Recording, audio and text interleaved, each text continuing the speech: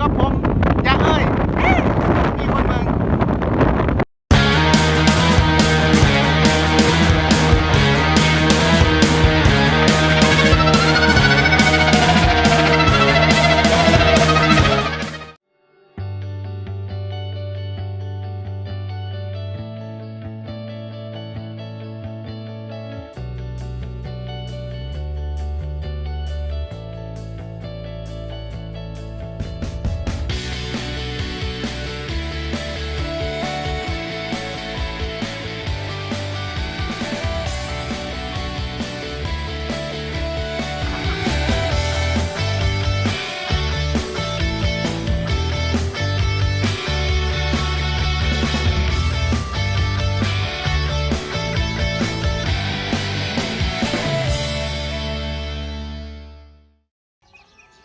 ก็สบายดีทุกคนมื้อนี้เขาจะพาทุกคนไป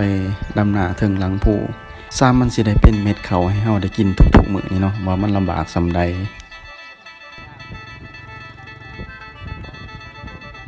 ข้ามันเลิกบ่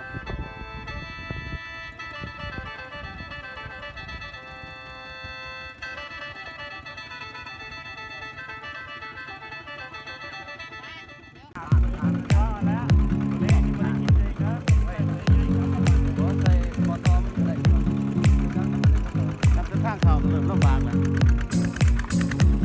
แล้วกินรถจักรไปเนาะ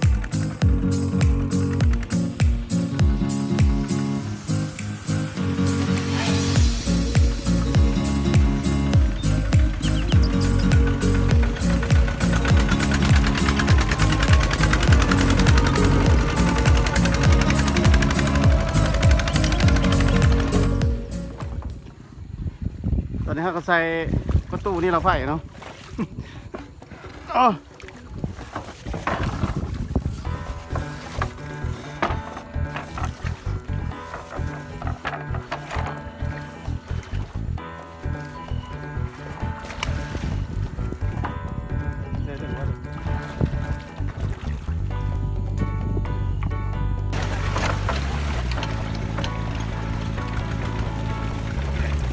อายุสมัยไม่ได้ถ่ายอันนั้นเลยเนาะไม่ได้ถ่ายอันนั้นลบที่สมัย บ่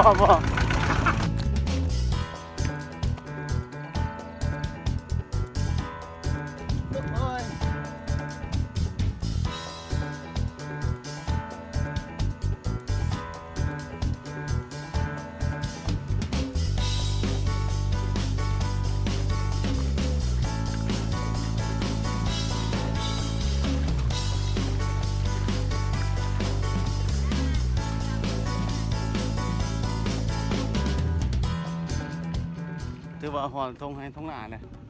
ถึงลังผู้เอ้วกินต้มไก่โอ้ไม่ยังหามเราบ่บ่ว่าเรา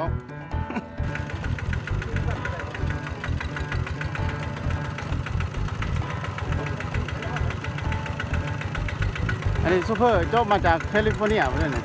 ซูเปอร์นะนี่แน่นอนร้านซูเปอร์โอ้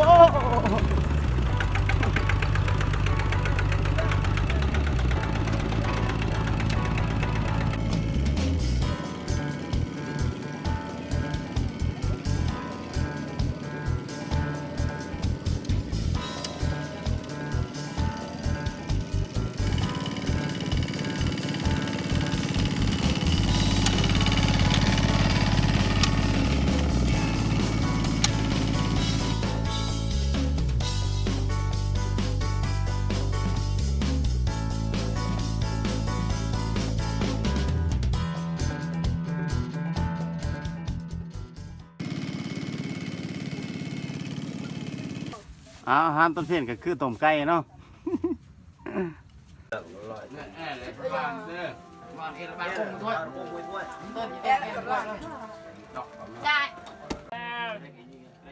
ได้เวลากินข้าวแล้วพี่มานั่งอยู่พี่ก็ได้พี่กินน้ำกันอยู่พี่ก็ได้ภาษา